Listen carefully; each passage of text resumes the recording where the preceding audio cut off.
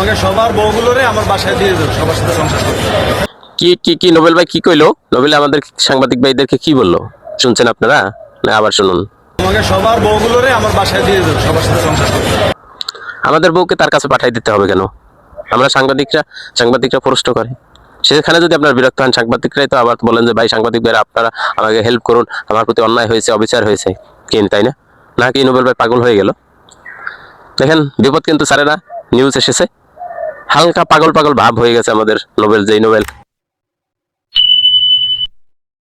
কোন এক সময় আমাদেরকে গান গেয়ে মুগ্ধ করেছে, আর আজকে দেখেন নারী কেলেঙ্কারিতে একের পর এক। দেখেন আরেকটা নিউজ এসেছে যে তরুণীকে আটকে রেখে আপত্তিকর অবস্থায় ছবি তোলায় অভিযোগে নোবেলকে আবার গ্রেপ্তার করা হলো।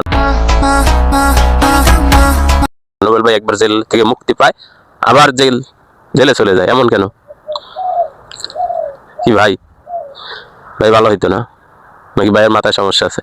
যে আমাদের সেই দাদাগিরি মঞ্চে উঠে মানুষকে কাঁদিয়েছে, বৃদ্ধাশ্রম গানটি শুনিয়ে যা আজও মানুষের চোখে পানি এসে চলে এসে, সেই গানের কথা কি কেউ মনে নেই?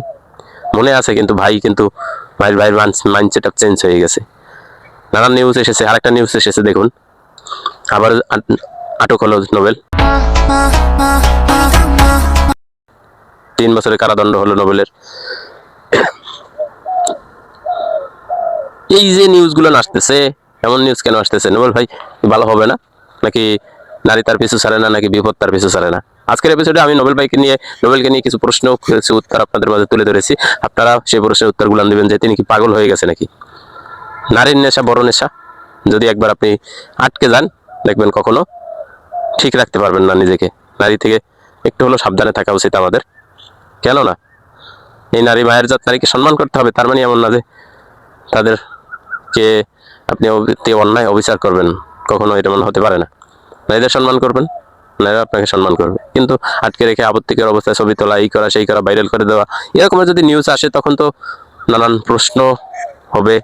তবে সেই প্রশ্ন, জেল থেকে মুক্তি পাওয়ার পর সাংবাদিকরা যখন প্রশ্ন করবে আর আপনি এই প্রশ্নের উত্তর এমন ভাবে দিবেন, আপনারা কি শুনেছেন অনলাইনে এখন কিন্তু এই জিনিসটা সব থেকে বেশি বাইসে বেড়াচ্ছে যে তোদের বউকে আমার বাসায় পাঠিয়ে দিস। কেন ভাই, আপনার এত লাগে কেন?